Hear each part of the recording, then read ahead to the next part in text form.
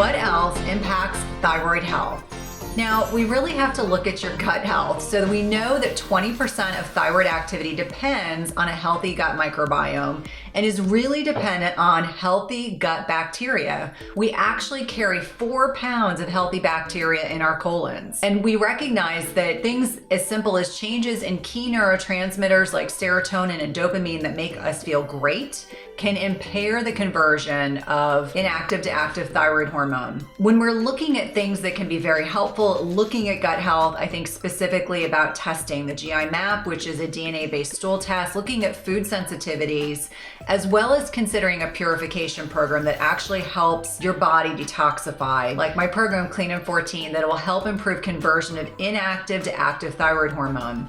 So if you're having symptoms like constipation, bloating, diarrhea, you just don't feel good, there is tremendous value in creating not only systems to help address these things, but personalized, customized elimination diets to give your gut a rest and see if you can improve upon your gut health. Next is adrenal health. And so we talk a lot about this. We know adrenal stress impacts the hypothalamus pituitary axis, or HPA axis, which impacts so many bodily processes, things like your temperature regulation, digestion, immune function, your mood, sexual function.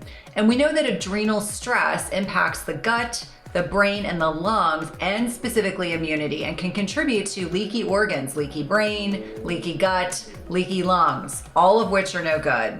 It can also cause thyroid hormone resistance, kind of akin to insulin resistance, where the cellular communication is really resistant to the thyroid hormone itself.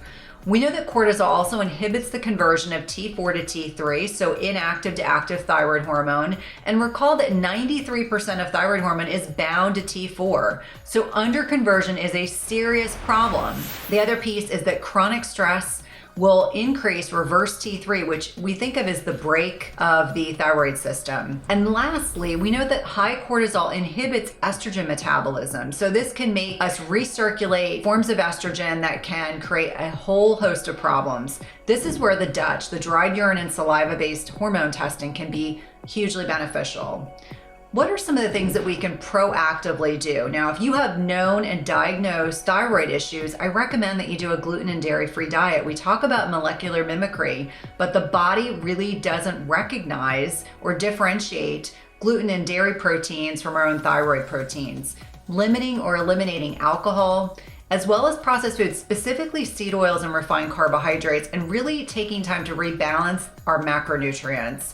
So not focusing as much on carbohydrates and really focusing on protein and healthy fats and proper carbohydrates. These are not going to be lots of grains and lots of gluten. I really like people to have whole food sources of carbohydrates.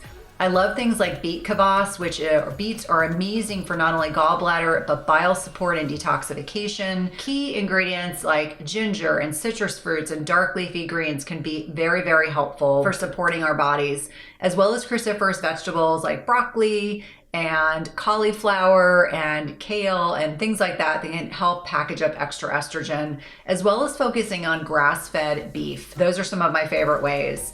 And you have to also think about the impact of stress management. So things like meditation, grounding work, getting out in nature, connecting with your loved ones. I always mention oxytocin is that hugging hormone. So hugging your pets, your significant other, your children. And then thinking lastly about supplementation. I do find things like adaptogenic herbs like ashwagandha, rhodiola, relora can be very, very helpful, as well as a product called Steriphos or phosphatidylserine that we know can help blunt some of the impact of cortisol in the body and can also be very helpful for supporting thyroid function. Stay tuned for my next thyroid message.